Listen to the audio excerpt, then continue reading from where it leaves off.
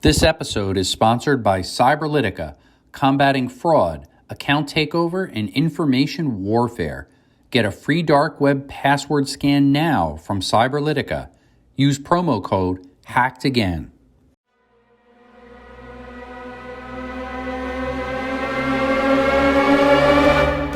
My guest today is the CTO and co-founder of the Hershovik Group. Sean C. Higgins has worked in the information technology field for over 30 years with a specific focus on internet security for the last 20 years. Sean is a lifelong information security expert with a passion for speaking, coaching, and writing. In the Canadian best-selling book, Driven, Sean is described as the smartest guy I've ever met by Robert Hershovik. And in his own book, Living Your Purposeful Life, Sean shares his personal journey with readers in the hope that they will start living their own purposeful life. Sean, I want to welcome you to the show and ask you, what keeps you up at night? The thing that really keeps me up at night is the basics. You know, it's amazing how simple the basics are and how often people forget them. You know, starting with password hygiene. How many people are still using the same password across multiple accounts? Just scares me to death. You know, because all it takes is one of those accounts to be hacked, and now I've got access to all your things. You know, people aren't using complex passwords. They're using their dog's name or their child's name or their birth date. Just simple stuff that if people were to just ask you this information, they'd be able to get in.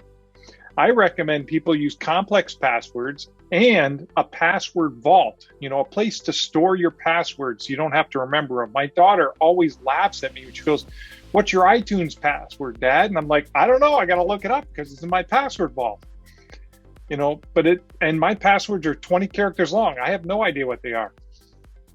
And I use LastPass. LastPass, okay.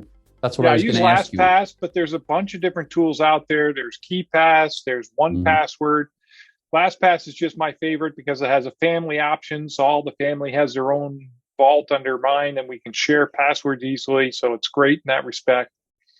The other thing to look for is something called multi-factor authentication. You know, having that second step whenever possible to get into an account, you know, especially for email. Most email platforms today are wide open on the internet. And you don't know how many times I've worked with corporations and the CFO's account has been hacked. And what the cyber guys do is they sit there and watch a conversation. And then they'll insert a message in that stream to redirect funds someplace else. Scary. All because they didn't have two-factor authentication. They easily guessed the password. The other thing is patching. Keep everything up to date. There's a Patch Tuesday from Microsoft for a reason. You know, most of the software today will do auto updates, and sometimes you just have to turn it on. Just make sure everything's updated. I mean, I'm pretty anal about this. I update my stuff as soon as possible. Matter of fact, before this show, I was listening to some music on Spotify, and a little red dot showed up, says time for the update. I said, "Okay, I'll update you. Let's go. Let's do it." Yeah, that's a good point. Got to take the time to do it, even if it's not that convenient. Stop what you're doing and update those patches. Really important. Yeah. The other thing is having some basic technologies in place.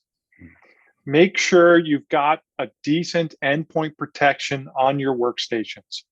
You know, especially personal stuff, you know, it goes beyond the McAfee antivirus. That's the old technologies. You know, look for some of the newer technologies like Malwarebytes. Cylance has a personal version. I think it's like $50 for 5 computers, which I bought for my family because that way everybody in the household's protected. But just make sure you have that endpoint protection because the number one issue out there today is ransomware. You click on the wrong link, guess what? They get into your computer, they encrypt everything, then they want you to pay lots of money to get it back. Another way around ransomware is to make sure you've got a decent backup. You know, make sure everything's backed up. So if somebody comes along and says, "Hey, we encrypted everything, pay us so many Bitcoin to get it back," and say, "Ah, too bad. I'm just going to wipe my computer and restore the backup." So you're good. So yeah, That's great points there. And a lot of those best practices that you just shared, Sean, they don't require a lot of money. And I like your No. point. Like Malwarebytes, I use that too. And it's not just for myself, as you mentioned, for your family. I have my family. We're all in the world of Apple. So the whole Apple ecosystem, but for securing passwords with a good password manager, password vault, Yeah. important. Enable multi-factor authentication. You make a brilliant point there. Not as convenient, but a lot more secure. It's going to really make a difference there. So I think some of those best practice tips, they're important for all of us to do at home, but even in the office. And some of us, the office has come home. So having that balance there is really critical, especially working remotely, that we're still practicing cybersecurity. Now I'm curious, think back a little bit since your founding days at Hershovik, Sean. What are some maybe security challenges that have evolved the most for you and even for the company that you've seen this changed over the past few decades?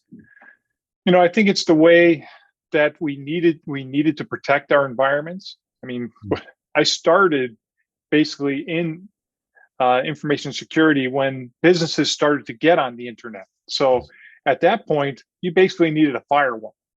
Nobody was trying to break into your networks. Yeah, there were some people trying to break into banks and stuff like that. But for the most part, people were just using the internet as a tool. So there wasn't a lot of issues. You needed a good antivirus and you were good. There weren't the hackers getting in, poking things and pulling things off. And, as technology has advanced, as hackers have advanced, we've gotten more complex. Now we need to watch where you're going on the internet, because you click on the wrong link, you could become infected. They could take over your machine. So that's why we've got some of these advanced detections. While some companies have URL filtering to make sure you don't go to those bad sites. So, just some of the things that have changed and it's a lot quicker today than it was back then. Yeah, for sure. Hey, Temple, tell us a little bit about, you wrote this interesting book, Living Your Purposeful Life. Maybe you could share with us a little bit about what that book is about and even some of the responses from your audience, from the readers out there. Yeah, Living Your Purposeful Life was, a journey that I took inward to try and explain issues and situations that came up in my life, not from a point to blame people or anything, but it was how I handled it. How did I've had my boss over years come up and say, you're doing a crappy job. What did I do? I mean, in that situation, I went for a run, which was a bad thing because I normally didn't run. And I think I ran out and had to walk back. But that was just to expel the energy. And then I could sit down with the problem and say, okay, what do I need to do? And it was amazing because this came on a Saturday. I got the email and, we're always working all the time. And then by Monday, I was like, okay, I'm in the right mindset to deal with this. The conversation I had with my boss was totally different than what I expected from the email that I received, and the processes that I went through. So that's what the book is about. It's really just all these different things that I came across and said, okay, how did I deal with it? I'm like, because it's easy to say, well, it's his fault. It's Scott's fault, that this didn't work. No, what do I do to take control of this, to make a change? That's beautiful. Where's a good spot to pick up the book for the viewers and listeners, so that if they're interested in picking up a copy of Living Your Purposeful Life? Where's a good place to get that, Sean? Yeah, the best place to get it is on Amazon. Amazon's great. It's self-published, and Amazon's great. It just prints on demand. So you order it, it gets printed and shipped right to you. So it made it easy to get it out to everybody. Excellent. And maybe you could even share with our audience briefly, if somebody wants to learn a little bit more about what you're doing, a little bit more about working with the Hershovik Group, how can they reach out and connect with you guys and yourself, and just find out a little bit more and maybe start a conversation? Yes, the best place to connect with me is to connect with me at my website, SeanCHiggins.com. There's a Connect with Sean link on that page, and you can go in there and put your information and try and connect with me, or actually you'll connect with me. Comes directly to me. And what I'll probably end up doing is if you agree to it, we'll have a conversation. I mean, one of the things that I started doing during COVID was at the end of the day, instead of having the commute, because I got no commute now, is I Mhm. just go for a walk. And during that walk, I just pick up the phone and say, okay, who should I call today? Mhm. I've had some people say, why are you calling me?